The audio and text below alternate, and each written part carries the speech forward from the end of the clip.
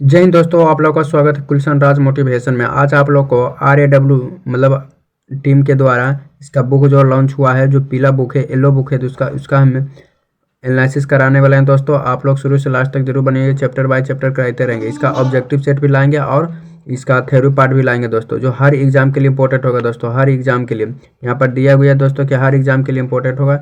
इसमें भी दिल्ली पुलिस हो गया, कांस्टेबल हो गया, यूपी पुलिस हो गया, सब इंस्पेक्टर हो जाएगा दोस्तों, कांस्टेबल हो जाएगा, SSC CGL जिससे MTS हो जाए, सभी एग्जाम रेलवे के लिए भी इंपॉर्टेंट दोस्तों, जो अंकित सर के द्वारा दिया गया बुक है दोस्तों, जिससे हर एग्जाम के लिए देखिए दोस्तों, हर एग्जाम के लिए हर एग्जाम में इंपॉर्टेंट होगा। जिसमें हिस्ट्री सबसे पहला दोस्तों, इसका हम ऑब्जेक्टिव भी, इसका बुक येलो बुक का ऑब्जेक्टिव भी निकाल दिए दोस्तों। इसका ऑब्जेक्टिव बुक भी एनालिसिस करेंगे। इससे देखिए इतिहास का जनक कौन है दोस्तों, तो इतिहास का जनक कौन है, हेरोडोटस है दोस्तों। इतिहास का जनक हेरोडोटस को कहते हैं। इसने हिस्टोरिका नामक पुस्तक लिखी थी। कौन सी पुस्तक लिखी थी दोस्तों, तो हिस्टोरिका नामक पुस्तक लिखी थी। किसने दोस्तों, तो हेरोडोटस ने लिखी थी दोस्तों।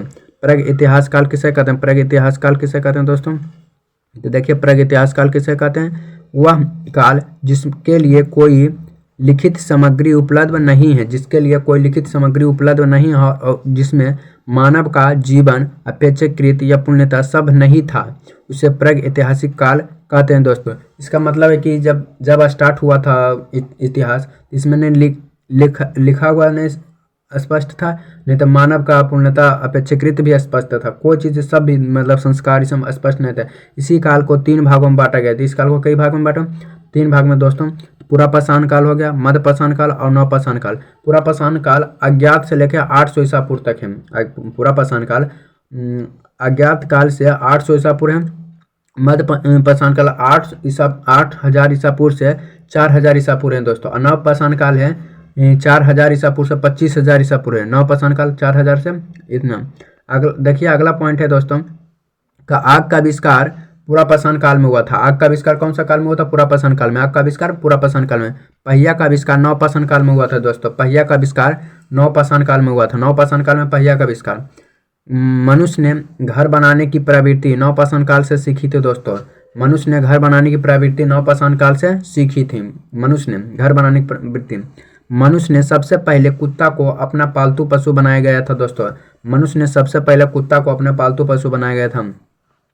कृषि का आविष्कार नवपाषाण काल में हुई थी दोस्तों। कृषि का आविष्कार नवपाषाण काल में हुआ था। कृषि का आविष्कार पूरा पाषाण काल में मानव की जीवक का मुख्य आधार क्या था दोस्तों, तो किस शिकार था। सबसे पहले मानव क्या सीखा था दोस्तों, जीवक का मुख्य आधार था क्या था, कृषि था दोस्तों, कृषि था। आग जलाना कब सीखा था, पूरा पाषाण काल में दोस्तों। अगला नंबर, मनुष्य ने सबसे पहले तांबा धातु का प्रयोग किया था। हर एग्जाम के लिए इंपॉर्टेंट होगा, 1 लाइन प्रश्न है दोस्तों। तांबा धातु का प्रयोग किया था दोस्तों।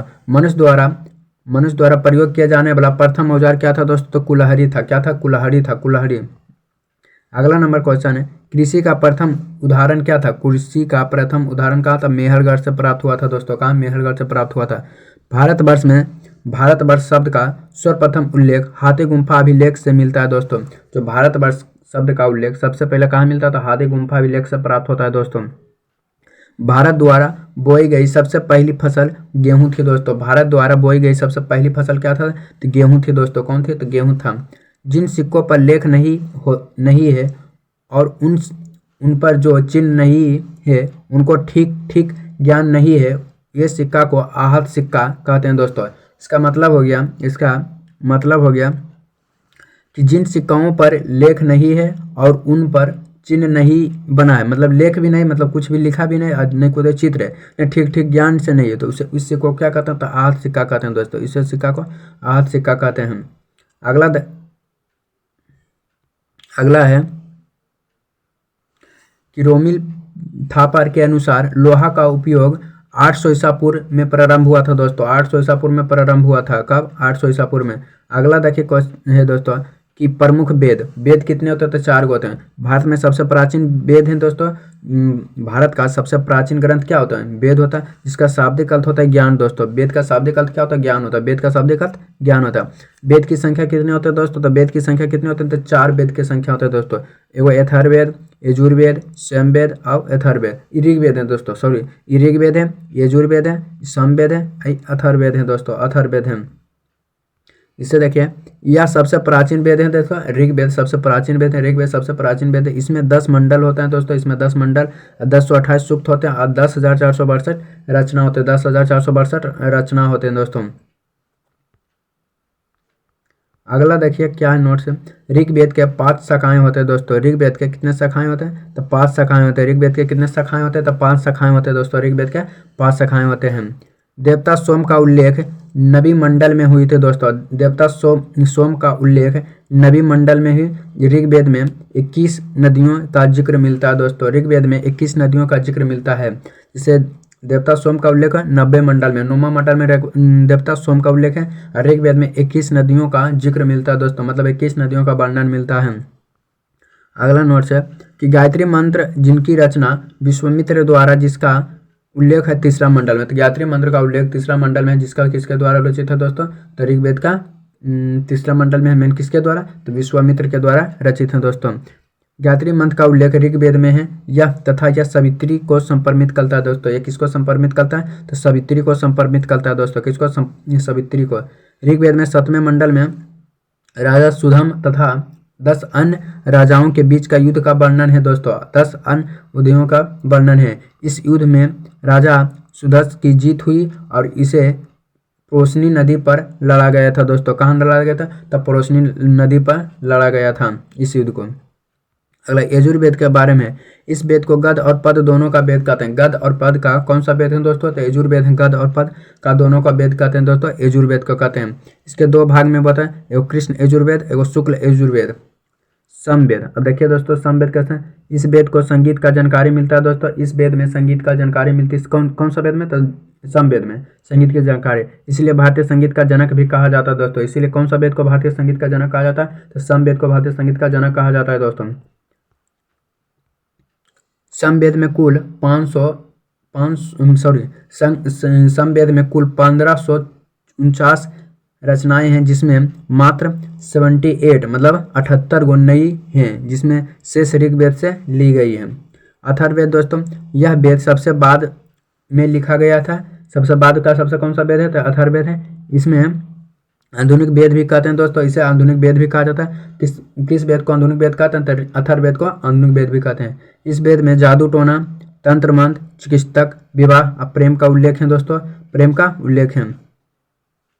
अथर्ववेद को 2 शाखाएं होते हैं दोस्तों। अथर्ववेद के 2 शाखा होता है। कौन कौन होते हैं, पिप्लाद और शौनक है दोस्तों। पिप्लाद और शौनक। अथर्ववेद को ब्रह्म वेद भी कहते हैं दोस्तों। अथर्ववेद को कौन सा वेद कहते हैं, ब्रह्म वेद भी कहते हैं दोस्तों। इसमें बताया गया कि सभा और समिति प्रजापति के पुत्री 2 पुत्री थी। सभा और समिति प्रजापति के 2 पुत्री थी दोस्तों। कितने पुत्री, तो 2 पुत्री थे। वेदांत की कुल संख्या कितनी होती है दोस्तों, तो वेदांत की कुल संख्या 6 होती है दोस्तों। कौन कौन होते हैं, शिक्षा, ज्योतिष, व्याकरण, कल्प, निरुक्तम, छंद। तो कितने होते हैं वेदांत की संख्या, वेद के 4 गो, ऋग्वेद, यजुर्वेद, सामवेद, अथर्ववेद। और वेदांत के 6 गो, शिक्षा, ज्योतिष, कल्प, व्याकरण, निरुक्तम, छंद। पुराणों की कुल संख्या दोस्तों, तो 18 होते हैं दोस्तों। पुराणों की कुल संख्या 18 होते हैं। पुराणों के रचयिता लोमहर्ष हैं दोस्तों। और पुराणों सबसे प्राचीन पुराण कौन है दोस्तों, तो मत्स्य पुराण है दोस्तों। पुराणों का रचयिता लोमहर्ष। पुराणों के सबसे प्राचीन पुराण कौन है, तो मत्स्य पुराण है दोस्तों। कौन सा, मत्स्य पुराण। अगला है कि वर्तमान उपलब्ध पुराणों में गुप्त काल के आसपास के हैं। गुप्त काल के आसपास के जो विष्णु पुराण के संबंध मौर्य वंश से दोस्तों। याद रखने का एक ट्रिक है दोस्तों कि विष्णु भगवान मतलब कृष्ण भगवान मोर के पंख रखते थे कि नहीं दोस्तों, तो इसलिए मौर्य वंश हो जाएगा, मौर्य वंश होगा। मत्स्य पुराण का सतवाहन वंश से संबंधित है दोस्तों। अब वायु पुराण गुप्त वंश से, क्यों वायु क्या होता है, गुप्त होता है दोस्तों। वायु क्या होता है, गुप्त होता है, इसलिए वायु पुराण किसे गुप्त वंश है दोस्तों। अगला अर्थशास्त्र का लेखक कौन है, चाणक्य है दोस्तों। अर्थशास्त्र का लेखक चाणक्य। इसका 2 अन्य नाम है भी दोस्तों, विष्णुगुप्त और कौटिल्य। तो विष्णुगुप्त और कौटिल्य किनका नाम है दोस्तों, तो चाणक्य के हैं दोस्तों।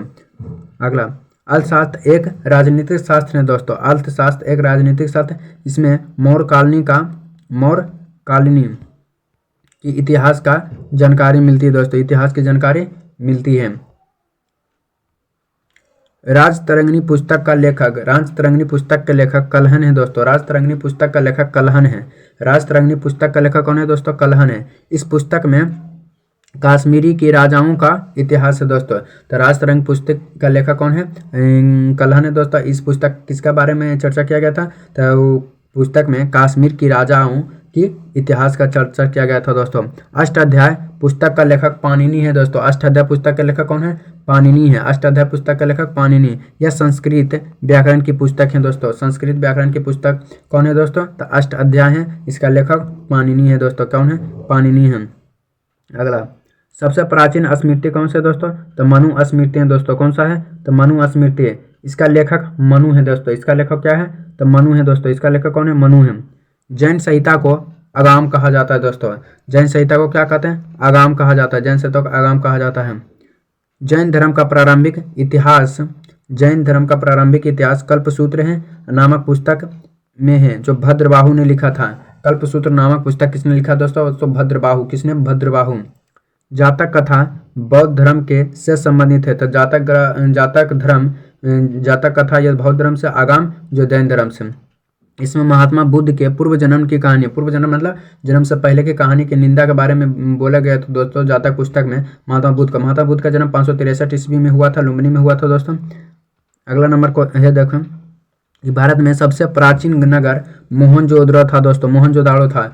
भारत का सबसे प्राचीन नगर कौन था? तो मोहनजोदड़ो था दोस्तों। जिसने मृतकों का टीला कहा जाता है दोस्तों। मृतकों का टीला किसे कहते? तो मोहनजोदड़ो दोस्तों। असम में पाया जाने वाला गिबन भारत का एकमात्र कीपी है दोस्तों। कीपी है। आप लोग को वीडियो लंबा नहीं हो इसीलिए हम part by part, her chapter के पार्ट बाय पार्ट लाएंगे। अगला रहेगा वीडियो दोस्तों सिंधु घाटी एवं हड़प्पा सभ्यता। इसका हम वन शॉट रिवीजन दे दें। इस मान लीजिए रिवीजन, इसका हम ऑब्जेक्टिव पार्ट, मतलब पीला येलो बुक होता है दोस्तों, इसका येलो बुक RWA टीम के द्वारा येलो बुक जो है इसका 1 लाइन प्रश्न है। इसका ऑब्जेक्टिव पार्ट भी दोस्तों, इसका ऑब्जेक्टिव पार्ट में 2 अलग अलग प्ले लिस्ट बना देंगे दोस्तों। आप लोग शुरू से लास्ट तक बने रहो। दिन शुभ हो। हर एग्जाम के लिए इंपॉर्टेंट होगा दोस्तों।